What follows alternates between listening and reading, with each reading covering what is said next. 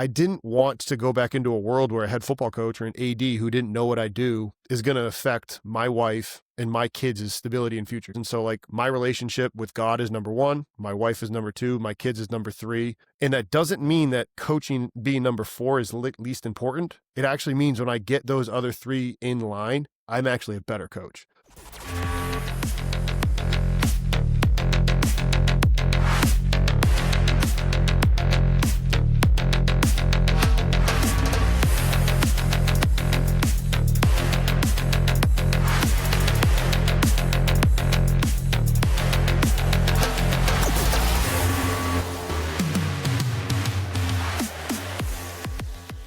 We're so very fortunate to have three phenomenal partners of the podcast. Play, Rock Daisy, and Output are all companies that I've worked with for many years and fully endorse. Make sure that you support them when you can, or let them know when you see them how much you appreciate them being part of this podcast. Hey guys, welcome back to the CEO Strength Coach podcast. I'm joined by Justin Lima. He's the owner, president, CEO of Strength Coach Network.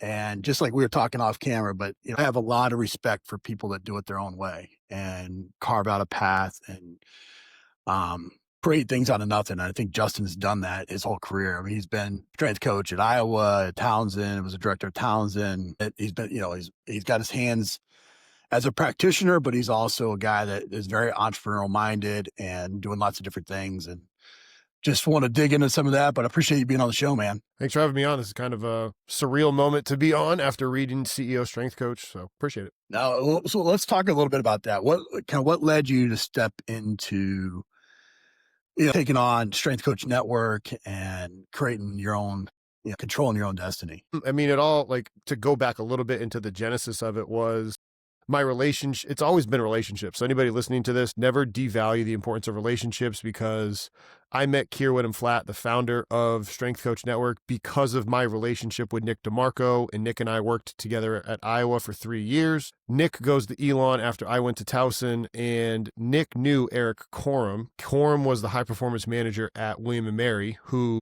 Keir was working for Corum because Keir was in charge of the weight room for the football team, but Eric was that high performance manager. William & Mary plays at Elon. They get dinner together. Nick recommends hey, well, next week you guys play Towson. You guys got to get together. So we get together in the fall of 19. I get me, Keir, Corum, and Scott Kewen. Look at that. We got to have breakfast together before a game. And that was all in the CAA. If you think about, where those three, two of them are in the NFL with the Jets, and Keir was working in international rugby as a superstar. I finished my PhD in 2020, and I had all this time, as when you're early morning or late night reading or writing, whatever. And I didn't want to just be okay, now let's binge watch TV or whatever.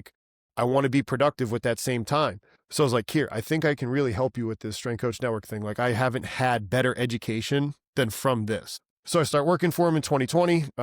23, I was really blown away when the head football coach got let go in 2020.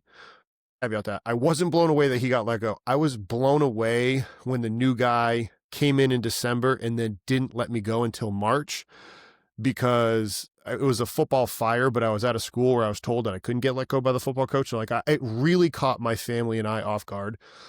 And I didn't want to go back into a world where a head football coach or an AD who didn't know what I do is going to affect my wife and my kids' stability and future. We're both Christian, both believers. And so my relationship with God is number one, my wife is number two, my kids is number three. And that doesn't mean that coaching being number four is least important. It actually means when I get those other three in line, I'm actually a better coach. So that was the genesis of it. Keir fell out of love with strength and conditioning, and it was just kind of a natural fit for me to buy it. That's well said. I think, and I agree with that. I always say that unless your home life is right, your home team's right, then your whatever team you're working with can't be right. But when you have those three things aligned, then you are the coach that you want to be. And I think that's 100% accurate. I couldn't agree more with that. I think you did. So you took on. So you go from that to.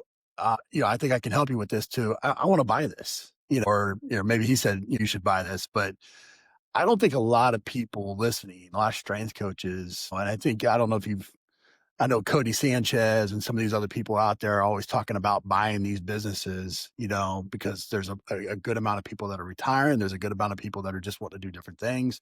They don't really understand how, not easy, but how that process, what are the steps that go into that? And then how easy that could be actually. Yeah, agreed. And like, that's where some coaches, like, this is NFA, none of it's financial advice, go do your own research, but like, you can look into Wells Fargo, SBA loans, small business administration loans, like go into that. Like, it was kind of a hot topic during the last election in 2024, where, the Republican Party or Democratic Party would talk about small businesses being the backbone. Well, like, small business loans, there was ways to get capital the same way that people get capital to purchase a house, right? So look in it, be curious, but then also, if you do have a job right now, be saving so that way you could do partly a down payment on a business instead of a down payment on a house, and then you can finance the rest through an SBA, the same way that you put a down payment on a house, and then now you just have a mortgage. But I've always, like you said, I've always read the entrepreneurial books. I was the guy that read Rich Dad, Poor Dad, probably at an earlier age, where a lot of strength coaches have read that book, and it's like, okay, opportunity cost, my rich dad and my poor dad, from the book. Anybody read that? Robert Kiyosaki. But it's like, my rich dad taught me the benefit, and everything has extremes, but leveraging debt versus, going out and getting a degree and working in that risk, where both of the dads in his life were like, hey, it's risky to do this. There's always going to be risk. It's just, what risk are you comfortable with and what path are you going to take? Yeah, I think that's a great segue into my next question, because I think, you in coaching, and we all know the risk, right? You lose, you're potentially getting fired. There's a change at the leadership. You're potentially getting fired, all sorts of things. There's a risk there. Likewise, in the entrepreneur space, there's definitely risk there. Like when you eat what you kill, like that can be tough, right? And so 100%.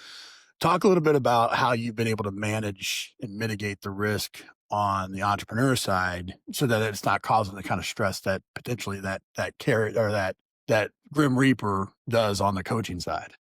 Yeah, and I think it goes back to, where a lot of strength coaches will say we want to be anti-fragile in the world of, hey, I want to make sure that I'm hitting ACEL, max velocity, change in direction, horizontal press, all the things to make sure your athletes are anti-fragile and they're robust. Well, you want to do the same exact thing for your business. And when you're investing, you want to make sure, you don't put all of your eggs in one basket until you know that that's the right basket. So you're not just, all black money or all on, black 32. So you got to go and diversify, and you got to make sure like, hey, this is the right financial thing for me to do. And you start by that iterative process. And it started by working for him for a little bit of time and then moving up and doing more for him. So it was like, hey, let me start.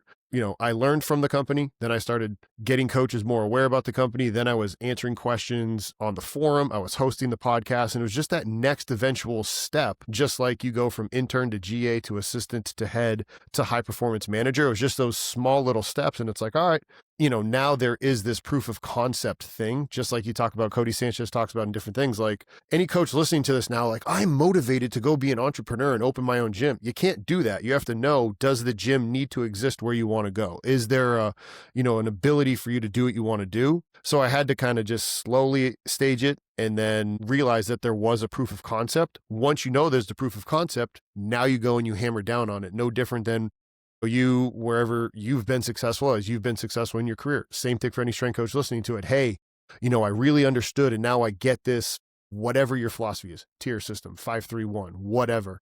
I know this works. Now I'm going to hammer down on it. And it just takes that little bit of, work in the background before you really just hammer down on it. You mentioned the gym, and I think that's probably 90% of strength coaches' backup plan is that if I get fired, I'm just going to go open a gym. And I think what they fail to realize is you're not just the trainer anymore. Then No.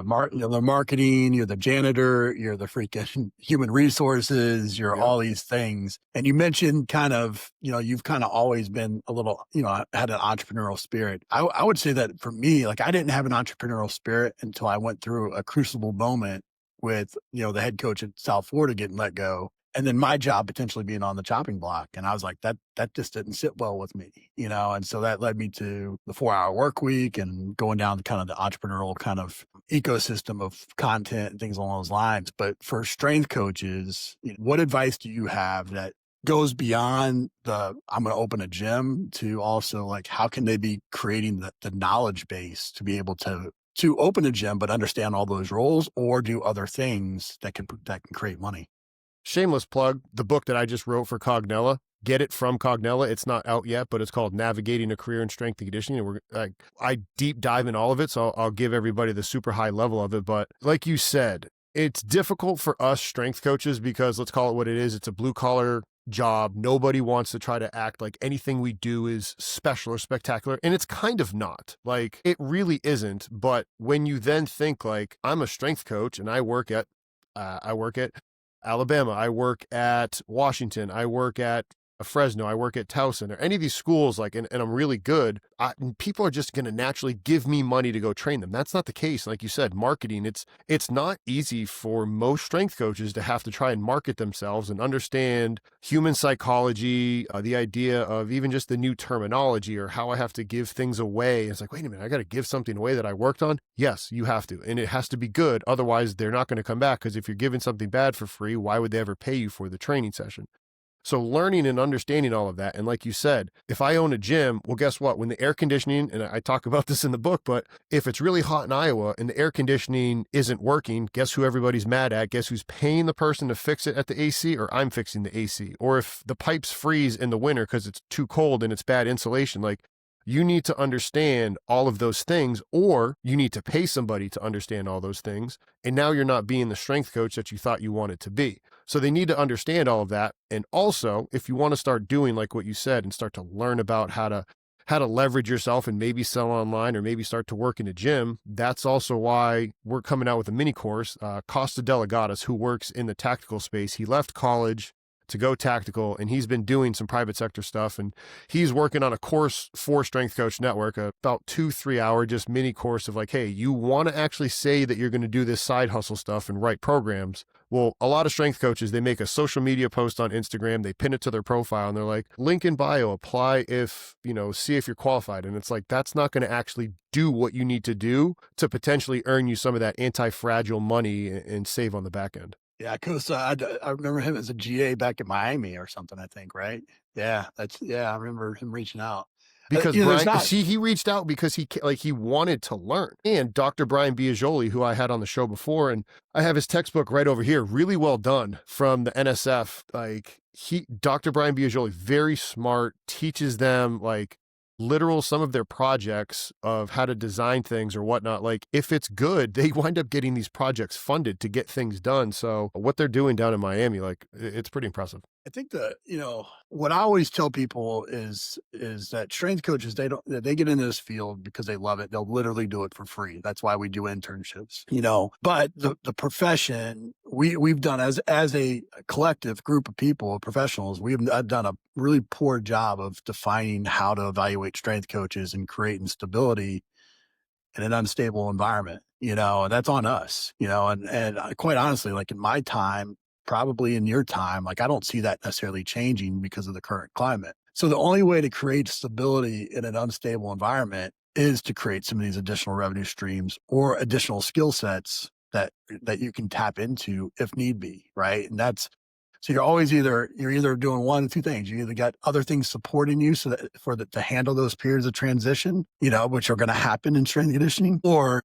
you've created other skills that you can ramp up if need be to create other revenue streams if you don't have coaching anymore. But either way, I think you need to be developing those skills. What are those skills that you think that, one, strength coaches naturally have that translate well to business, but two, if they don't have, they need to develop to be able to be anti-fragile? It's a really good question. And I mean, number one is that I think most strength coaches that are either directors or they work in the primary sports, they have the ability to talk to people. So whether it's, now they have the ability to go out and work for a company, or whether it be a team builder, whether it be a Hawken Dynamics, somebody like, hey, what can I do to help you all out while I'm still a strength and conditioning coach?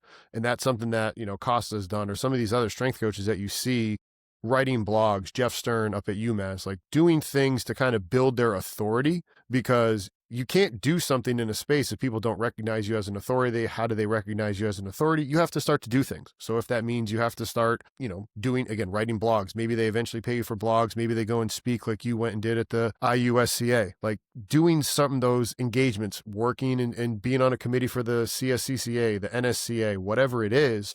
And now you're starting to separate yourself as like, hey, I'm a leader. Hey, I'm starting to speak up on these things. And instead of complaining about things, it's, hey, I'm going to complain by recognizing an error.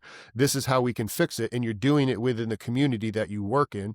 Now you're starting to be recognized as a leader. Okay, now that I've worked on that skill, what are some other skills that I need to be able to do? I need to be able to like talk about myself in an authentic way that doesn't come across as salesy. Oh, recruiting. Okay, that's what a recruiting coach does. How can I work on that ability to build those relationships? Because if I'm not in strength and conditioning, if I go to a different sector and I do become a CEO of a different business, that relationship building from head coach to AT, if we're the quarterback high performance manager, you got to be able to do that with the COO and the president of whatever company that you're working with. But you've learned those skills of problem solving, and then you've learned the ability to articulate it with everybody else that you're working with. Yeah, I agree with you 1,000%. I think with the reason why I called the CEO strength coach the CEO strength coach is because I think, strength coaches, especially leaders of departments, if they were doing anything else, they would probably be the CEO of that company, right? The ability to create change, the vision cast, to put a plan together, to hold people accountable, to all those skill sets, those translate very, very nicely to the business world, to lead a company, right? But, some of the things that you said, like the authority, I think that is something that does come natural from positions that you might have had, like if you're the head strength coach at Washington or Iowa, like, there's going to be some authority that's naturally given to you. And you have the next thing, which is that social proof that most entrepreneurs beg for. Like they beg for that kind of network or social proof or those types of things. But creating models from that, I think that's where a lot of strength coaches fail to kind of capitalize on how they could potentially monetize some of these skill sets in a way that supports what they're currently doing. So example would be writing, speaking, developing coaches. Those are three things that when I was a young strength coach, I thought that those were the things that were going to separate me in this field. You looked at Tommy Moffitt, you looked at Chris Boyle, and you looked at all these, people that were the greats in our industry, and that's what they were doing. They were writing, they were speaking, and they were developing coaches. So that's initially what I did. But then once I read, 4-Hour Work Week, or I started looking at some of these other things, like how do I monetize that? How do I maybe create an LLC to run my speaking business through that? And I can write off part of my office and part of my travel and all those types of things, or write a book. And, nobody gets rich writing a book, like it doesn't happen. But it does create some of that authority and gives you other opportunities and unlocks doors. What do you see as potential revenue models that you could do while sitting in your strength and conditioning job? Here's something that's super easy that I came across on LinkedIn the other day, where all too often, and I used to see this happen at Towson all the time with some of the people that worked there, they would talk about being burnt out and having no time. But if you watch them during the day, they were so casual in how they spent their time. And if it was money, they never would have spent it that way. But they're just BSing, not being productive, and they're complaining about things because they would have an athlete they'd have to miss because of an academic reason, which happens. But instead of working together, 4-hour work week strategy, hey, all right, Coach McKeefery, you've got these three athletes. I have two. Hey, you're going to be in the morning. Hey, will you train all these athletes? Let's make sure we're all using the same terminology. You know how to read my lift card. Perfect. You do Wednesday. I do Tuesday. I learned that from Doyle. Like he was great about having us younger assistants, even Ray. So Ray was the head assistant and there was us three happy slappies, and the four of us plus whoever was like that paid intern, the next ready to be one, us five would have one coverage day and first in, last out that day. But otherwise you didn't have, you weren't guarding your desk. So I grew up in that world, and I'm saying all of this to then tee up, be really efficient with your time. I'm not saying you got to get in, but if we're getting in at 5 a.m, 4 a.m, there would be times that, we'd leave at 2:00 because the team was done training. We did everything we needed to do and we were rocked and rolling. It wasn't our coverage day. So I'm saying all of that to then say, I looked on LinkedIn and there's these different companies, like CVS had a fully remote job where you're just organizing and trying to help people within that organization stay healthy. and you could be writing programs utilizing get your own team builder account. If you're getting paid hourly, or like this job was like $50,000 a year, now you open up, like you said, the LLC, figure out how to go about doing that. Now, when you have your own personal team builder account, well, that just gets taken off of what you would then eventually have your taxable income reported as. And now you can be writing these programs, having, other meetings with coaches because you have the time because you've set systems up in place rather than just being willy-nilly with your time. So that's a super low-hanging fruit one. Another one is if you want to talk about being anti-fragile and you like where you live, go into these other gyms and be like, hey, I work in the area. I love living here. What are some things that I can help you do? Because like you just said with Cody Sanchez, there's people that are retiring. What if there's some gym owner that's like, you know what? I really just want to run the gym. I don't want to train any clients. We can just feed you clients. You charge them your hourly rate. You pay us a percentage. So reach out to gym owners in the local area. High schools, you might be able to help your authority by being able to find some way of working in there or working as a consultant. And in another way, there's firefighters and there's police stations. Then the tactical space is continuing to grow. So you start and you learn from some of the people that have done the O2X stuff, and you find out how to get into those police stations and firefighters. So yes, maybe it does mean you're interning, quote unquote, working there for free, showing them what you can do for a period of time because they're going to be very skeptical, which is fine. But once you've proven that you have the ability to help them, who knows? Now when the next budgetary cycle comes around, they might be able to kick you some money, and now you could be potentially the first ever head strength coach training the firefighters or the police officers wherever you're living in town. Yeah, I think those are all fantastic examples. And I think that leans into, one of the things that I would always tell our staff is, one thing that I learned really quickly on in the entrepreneur space is that if you go through the work of creating a piece of content, a book, a social media post, or something along those lines, how many different ways can you either monetize that piece of content or have that be used in multiple different ways? Like you don't want to just use it, you don't want to just post it and then it die. And so like you are writing programs every single day. Like how many other ways can you maybe monetize that program that you've written, where you just throw, hey, look, this is a college strength and conditioning program, and you throw it on a platform like Train Heroic or Team Builder or something like that has a marketplace, like that you're already doing the work. Like that's just something you would take off all the logos or put your company logo on it or something along those lines. But those are ways to do it. But I think when you were talking, it led me back to, you mentioned Robert Kiyosaki earlier on. He's got Rich Dad, Poor Dad, but he's also got another book that's called the 4 Cash Flow Quadrants. And I think it's one of the best books that I've read. And it talks basically, you got these 4 quadrants. You got employee, self-employed, business owner, investor. And I think about it in what you have, like you have different seasons of life, right? If you're a strength coach, you're punching dollars for hours. You go to work, you get money, you leave, you're an employee. If you have an online business or something like that on the side, you're self-employed. Like you show up, you do work, you put out a product, something along those lines, but you're kind of still a slave to the time piece a little bit. B is a business owner, so you want to eventually work to that where you have other people making you money, or I is that you have your money making you money. And when you were talking, I thought about it in terms of these seasons of life where, okay, maybe when I'm at Washington and I'm making pretty good money, well, I have capital. So how do I have my money make me money? Or maybe I'm just getting started and I'm an employee. How do I leverage some of that content to maybe I can make some of that self-employed to where, I can put it out there. But I think thinking about it in that and you find that gym owner that's struggling to keep the lights on, maybe you just, invest in the company and he runs the gym or she runs the gym and, you're a strategic advisor, which that's where most strength coaches don't understand just like I said with time, like we pay with time, money, energy, and knowledge. And a lot of the time, I read something online and I forget who wrote it, but it was like, when you need one of the 3, use the other 2 to get it. So when you need money, you need to use time and knowledge to get you money. If you need time, use your money and your knowledge to be able to get you your time back. And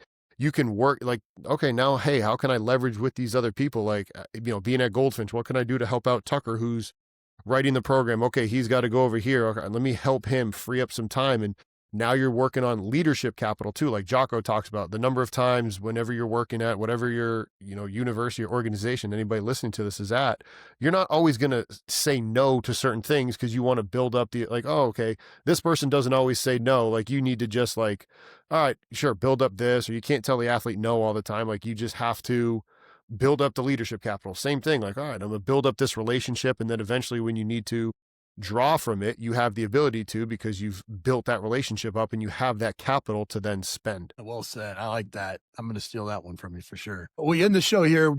I want to talk a little bit about Strength Coach Network, and as somebody, I think it's a phenomenal resource. And I know that you put out, you have both paid and free content. And I think it's important for the strength and conditioning community to support those types of things, and when people it's one of those things where we all talk about we don't have time, but then when there's people that are actually taking the time and creating those things, then I feel like we need to support that, Appreciate and that. you've done such a phenomenal job of putting that together. Talk briefly just about the ecosystem of the Strength Coach Network and how people can follow and support you. Yeah. So we free content. I mean, our social media stuff, we have reels and we have all of the, quick, easy content for you to consume. Then we've got longer, medium form blogs and YouTube videos that people can continue to consume from. That's where we have our podcast on Apple, Spotify, Amazon, YouTube, all that stuff right there. Even some teaching demo videos, like how to teach a back squat, exactly what we did at Iowa and Maryland, and how to use straps, like those free things out there. But then when you want that paid content from coaches that are the best coaches in the world, the Jake Turas, the Dan Paffs, the Brian Manns, Nick DeMarcos, like the best coaches, they've wrote presentations for us where we have paid them to write a presentation because their time is valuable. So we've got the best coaches in the world that have put together presentations in the area that they're the best at. I'm not the best at training field hockey players, but Robin Ackrell, who has a Olympic bronze medal from working with Germany and is the head of the German German field hockey team, his presentation on training field hockey athletes will help you get better at it, especially if it's the first time that you've ever worked with that team. So you get a Strength Coach Network annual membership. It will help you get CEU so you can stay certified. You don't have to travel to the NSCA conference, the CSCCA conference if you're short on time or money, which we know both strength coaches are. They don't have to use their own money because they can use their department money to purchase it because you get your CEUs. Now you can learn from the best strength coaches, keep your job with your CEUs, and you can be able to speak confidently with your sport coach because you've learned from the best strength coach working in that job. I think it's a phenomenal resource. And I think the content that you put out on a regular basis, when I talk support, it's not just supporting financially, but it's supporting by subscribing and liking and those types of things. Cause that's also something that when you go to continue to grow your brand, that helps you in a lot of different ways. And I think that's the main thing for coaches is to support one another. And we're in this thing together. A rising tide raises all ships. When people like Justin are putting out such phenomenal content, like we need to celebrate that and support that. And I think all too often there's too many people that want to say whatever they want to say, keyboard gremlins and those types of things. And I'm not sure if you go through that, but I know I do. But at the end of the day, like there's a spirit of really, truly trying to make this thing better. And you listen to you for a minute, and you know that that's the reason behind it. And it's the same for what we try to do here with this show. So man, I appreciate you coming on. I appreciate what you do, how you do it. And man, thanks for being a part of it. You're welcome. Thanks for having me on.